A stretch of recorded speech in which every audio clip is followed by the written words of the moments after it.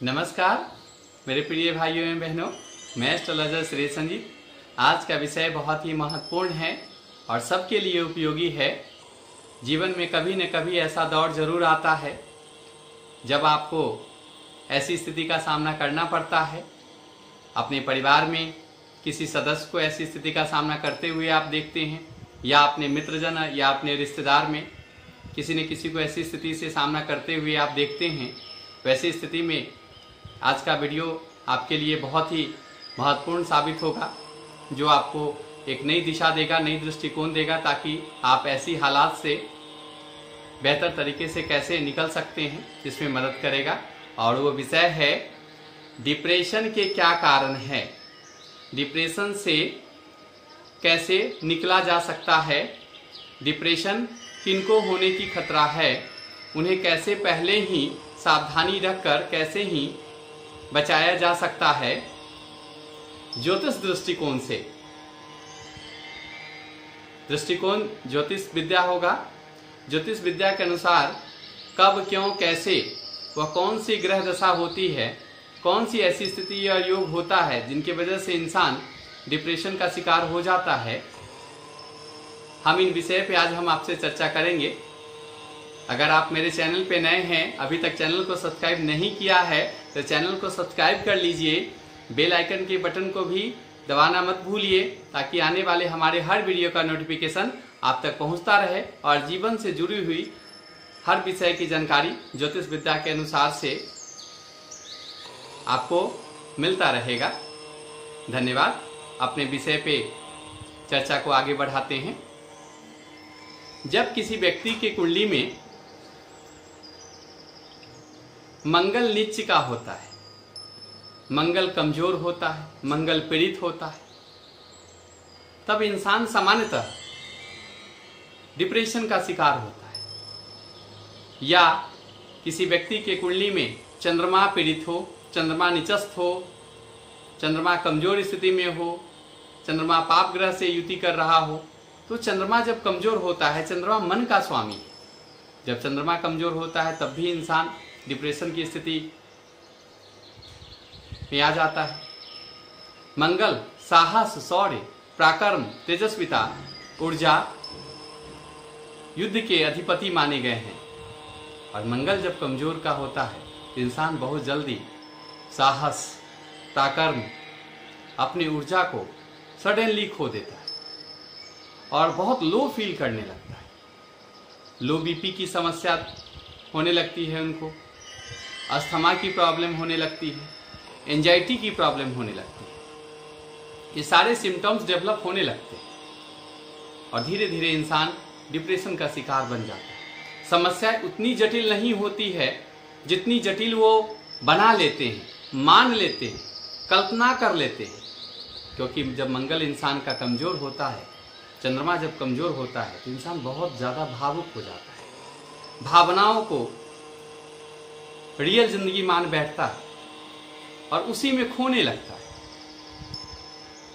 तो ऐसी स्थिति उत्पन्न हो जाती है कि इंसान डिप्रेशन की ओर धीरे धीरे बढ़ने लगता है। जब किसी जातक की कुंडली में सूर्य ग्रहण दोष लग रहा हो, चंद्र ग्रहण दोष लग रहा हो, लग्नेश नीच या कमजोर स्थिति में हो, लग्नेश पाप ग्रह से पीड़ित हो, लग्नेश अष्टम में हो, तब भी इंसान डिप्रेशन जैसी स्थिति का सामना करता है। राहु की दशा हो, केतु की दशा हो, मार्केश की दशा हो, तब भी इंसान अपनी समस्याओं से इतना उलझ जाता है, काल सर्प दोष हो, संघर्ष कर करके थकने लगता है, परेशान होने लगता है। तो मानसिक तौर पे इंसान कमजोर पड़ने लगता है, टूटने लगता है, धीरे धीरे वो डिप्रेशन का शिकार होने लगता है। तो अगर आपके परिवार में या आपके खुद की कुंडली में कोई भी ऐसी स्थिति है, कोई भी ऐसी ग्रह दशा है, कोई भी ऐसा संयोग है जो मैंने बताया अभी, तो आप उनकी रेमेडीज पहले से शुरू कर दे, समस्या आने का इंतजार ना करें। ताकि ये समस्या आए ही नहीं। पता ही नहीं चले कि इस तरह की समस्या आने की संभावनाएं थी। तो उनके लिए कुछ जरूरी प्रिकॉशन और सावधानी है। एक तो सावधानी जो आपके द्वारा रखा जाना चाहिए अनिवार्य रूप से, एक भगवान की कृपा प्राप्त करने की कुछ जरूरी उपाय हैं, वो हम आपको सजेस्ट करेंगे। साथ ही साथ कुछ जीवन शैली से रिलेटेड उपाय हैं, वो हम आपको सजेस्ट करेंगे। साथ ही साथ कुछ जीवन शैली से रिलेटेड कुछ सावधानी है जो हम आपको बताएंगे, उसको भी आप गंभीरता से फॉलो करेंगे तो ये जीवन में इस तरह की समस्या आएगी ही। अगर ऐसी समस्या आ गई है जीवन में, तब भी ये उपाय बहुत कारगर साबित होगा। आप डॉक्टर से, आप चिकित्सक से परामर्श लीजिए।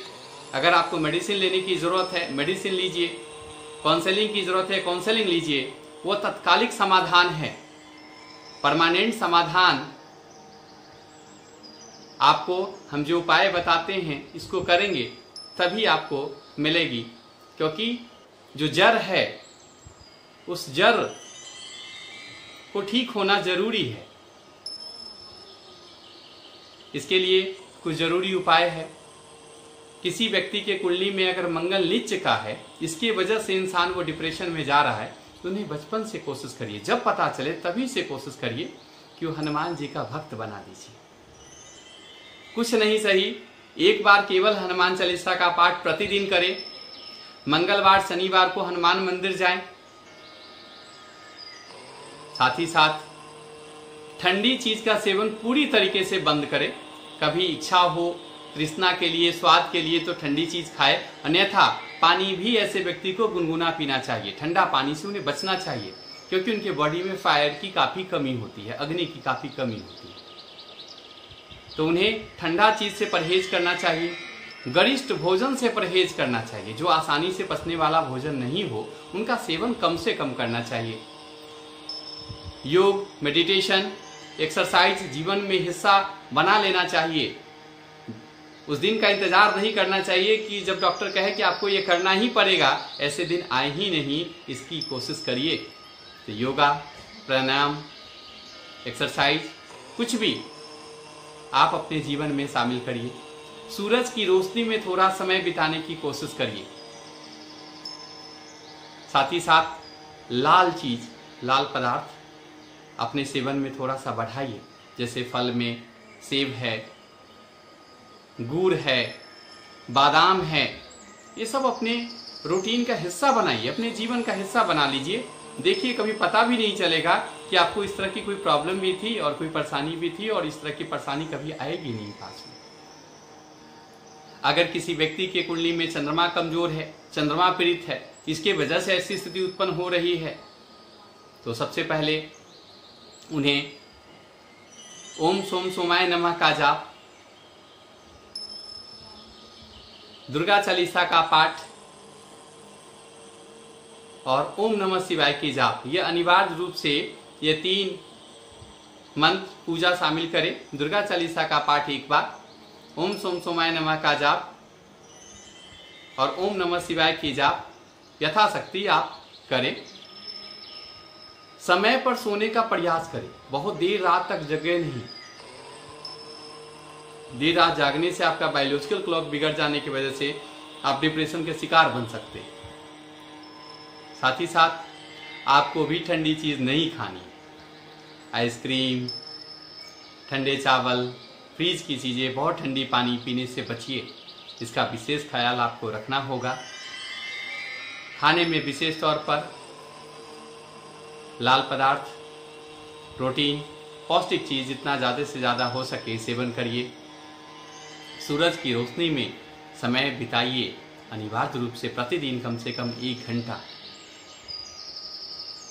और साथ ही साथ भावनाओं और कल्पनाओं में जाने से बचिए, प्रैक्टिकल रहिए, ताकि जीवन में उलझने कम से कम उत्पन्न हो। किसी व्यक्ति के कुंडली में सूर्य ग्रहण दोष हो, चंद्र ग्रहण दोष हो, या कोई मार्केज जैसी स्थिति हो, तो ऐसी स्थिति में आप निश्चित तौर पर महाकाल, उज्जैन या त्र्यंबकेश्वर नासिक में जाकर सूर्य ग्रहण दोष या चंद्र ग्रहण दोष, कोई भी ऐसी दोष है तो उनका इस दोष का एक बार निवारण करवाएं। उसके बाद प्रतिदिन नियमित तौर पे 5 बार गायत्री मंत्र की जाप, 5 बार महामृत्युंजय मंत्र की जाप, 1 बार हनुमान चालीसा का पाठ अनिवार्य रूप से आप अपने जीवन में शामिल रखें। साथ ही साथ योगा, मेडिटेशन अपने जीवन का हिस्सा बनाएं। सकारात्मक माहौल में रहने का प्रयास करें और आपके लिए भी बहुत स्पाइसी और ठंडी चीज़ खाने से मना ही है। आप इन चीज़ों का सेवन जितना कम से कम करें वो आपके लिए लाभदायक और बेहतर होगा। एक और विशेष सूचना, जानकारी, अगर मंगल या चंद्रमा नीचिका हो, ग्रहण दोष हो, तो सामान्यतः नशा की तरफ भी रुझान बहुत बढ़ती है, देर रात जगने की रुचि बढ़ती है, नाइट पार्टी में भी रुचि बहुत बढ़ती है। ये सब डिप्रेशन की ओर लेकर जाएगा। ऐसे करने से बचे। इसको जितना नियंत्रित रखेंगे उतना आप स्वस्थ और फिट रहेंगे। और खास करके नशा से तो जितना संभव हो सके उनको बचना ही चाहिए, नहीं तो आप डिप्रेशन के शिकार हो सकते हैं। तो इन ग्रह दशा जिनके कमजोर होने की वजह से ऐसी स्थिति उत्पन्न होती है, और कमजोर किन किन कारणों से होती है ये ग्रह दशा, उनका क्या प्रभाव होता है, मैं आपसे चर्चा किया। इन चीज़ों का विशेष तौर पर अगर आप ध्यान रखेंगे तो आप डिप्रेशन से सदैव बचे रहेंगे, स्वस्थ रहेंगे, फिट रहेंगे। एक पूर्णकालिक डिप्रेशन होता है जिनकी चर्चा मैंने अभी किया है। एक आंशिक डिप्रेशन होता है जो किसी तत्कालीन परिस्थितियों के कारण से, या भारी कोई नुकसान हो गया हो, या फिर किसी अपने प्रियजन को खो देने से, या कोई किसी तरह का सदमा लगने की वजह से ऐसी स्थिति उत्पन्न होती है। ये आंशिक होता है, ये किसी परिस्थिति बस ऐसा उत्पन्न होता है। वहाँ भी आपके लिए एक सकारात्मक कार्य आपके लिए बहुत महत्वपूर्ण होगा। भगवान सूर्य की उपासना, गायत्री मंत्र की जाप, महामृत्युंजय मंत्र की जाप आपके लिए वहाँ भी बहुत ही फलदायक साबित होगा और बहुत तेज गति से वहाँ आप रिकवर करेंगे। लोगों के बीच में रहना, सोचना नहीं, मेडिटेशन करें। और एक बात का सदैव ध्यान रखिए, डिप्रेशन सामान्यतः कब होती है? जब ये ग्रह दशा होती है तो ऐसी भावनाएं उत्पन्न होती है आपके मन में कि सब बुरा मेरे ही साथ हो रहा है, सब गलत मेरे ही साथ हो रहा है, अन्याय मेरे साथ हो रहा है, भेदभाव मेरे साथ हो रहा है, आर्थिक तंगी मेरे साथ हो रहा है, एटसेट्रा। इस तरह की बहुत सारे भावनात्मक विचार उत्पन्न होते हैं, नकारात्मक विचार उत्पन्न होते हैं आपके आसपास। ये आपको डिप्रेस्ड करता है। सच्चाई ऐसा नहीं है। आप लोगों के बीच में जाइए, लोगों से अपनी चर्चा करिए, अपनी स्थिति से लोगों को अवगत कराइए, अपने मित्रजन प्रियजनों से, तो आपको पता चलेगा दुनिया में हर व्यक्ति कहीं न कहीं किसी न किसी चीज से संघर्ष कर रहा है। आपको आश्चर्य होगा, दुनिया में करोड़पति व्यक्ति भी सुसाइड कर रहे होते हैं और एक अगले दिन भोजन कैसे मिलेगा उसकी भी चिंता नहीं होती उनकी, और वो भी सुनिश्चित नहीं होता कि अगले दिन भोजन मिल भी पाएगा या नहीं मिल पाएगा। वो भी खुशी खुशी जी रहे हैं। भीख मांगने वाले भी जी रहे हैं। उनको पता नहीं होता है कि कल मिलेगा या नहीं मिलेगा, मैं खाऊंगा या नहीं खाऊंगा, वो भी जी रहा होता है। जीवन में एक्सक्यूज का कोई जगह नहीं है। आप कोई एक्सक्यूज नहीं दे सकते। जीवन में सबसे न्यूनतम स्थिति क्या होती है किसी इंसान का? भीख मांगना, आश्रित होना, किसी की दया भाव पे जीना। जब इंसान उस स्थिति में भी नहीं मर रहा है तो आपकी कोई भी स्थिति उससे बदतर नहीं हो सकती। फिर भी आप डिप्रेशन में चले जाते हैं। चाहे भावनात्मक स्थिति हो, चाहे आर्थिक स्थिति हो या स्वास्थ्य की स्थिति हो, संघर्ष ही जीवन का स्वाभाविक स्वरूप है और हमें इस प्रक्रिया को पूरा करना होगा। हमें इसे भाग नहीं सकते। और बहुत छोटा समय होता है, 60-70 साल एवरेज उम्र है। बहुत अच्छी उम्र 100 साल होती है। इसी जीवन में सब कुछ करना है। इसमें किसी भी चीज को, चिंता को लेकर बहुत आगे नहीं ढोना चाहिए। और सदैव इस बात का भरोसा रखिए, एक ईश्वर है। चाहे आप जिनको मानते हैं वही आपकी सब कुछ है। चाहे आप किसी गुरु को मानते हैं या कोई आपके आराध्य है या आपके इष्ट हैं जिनमें आपकी पूर्ण श्रद्धा है, में विश्वास रखिए, पूरी आस्था के साथ रखिए। एक है जो मुझे देख रहा है, मेरे आसपास होने वाली हर घटनाक्रम पर उनकी नजर है। वो सदैव हमारे लिए बेहतर करेंगे, सदैव हमारी रक्षा करेंगे। आप निश्चिंत होकर चैन से जी पाएंगे, रह पाएंगे, चिंता मुक्त हो पाएंगे। दुनिया किसी के जाने से नहीं रुकी है। दुनिया तब भी थी, दुनिया अब भी है, दुनिया आगे भी रहेगी। दुनिया तब भी चल रही थी, दुनिया अब भी चल रही है, दुनिया आगे भी चलेगी। इट मीन्स क्लियर है कि एक शक्ति है, परमपिता परमात्मा परमेश्वर, वो सदैव संचालित करते हैं। हम करते वही है जो हम चाहते हैं, लेकिन होता वही है जो वह चाहता है। इसलिए कृपया सकारात्मक तरीके से जीवन जीने की लगातार प्रयास करिए। हम एक नई दृष्टिकोण दिए हैं, क्योंकि चिकित्सक आपकी मदद करते हैं, आपके परिवारजन, आपके मित्रजन, आपके गुरुजन आपको मदद करते हैं, मोटिवेट करते हैं, आपकी काउंसलिंग करते हैं।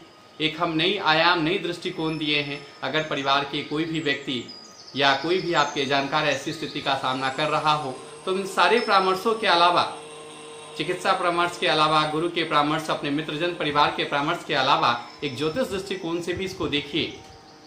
ये भी आपके लिए बहुत मददगार साबित होगा और आप बहुत तेज गति से इन संकटों से निकल सकते हैं। कुंडली में अगर ऐसी स्थिति पहले पता चलती है कि अगर इस तरह की कमजोर स्थिति है या कोई ऐसी ग्रह दशा है, उनकी रेमेडीज पहले से शुरू कर दीजिए, ताकि ऐसी स्थिति आए ही नहीं।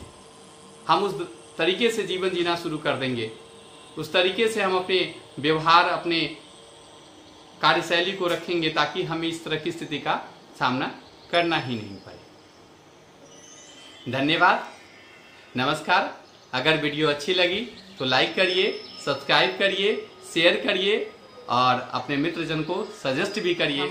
आपसे जल्दी ही मिलते हैं। धन्यवाद, नमस्कार।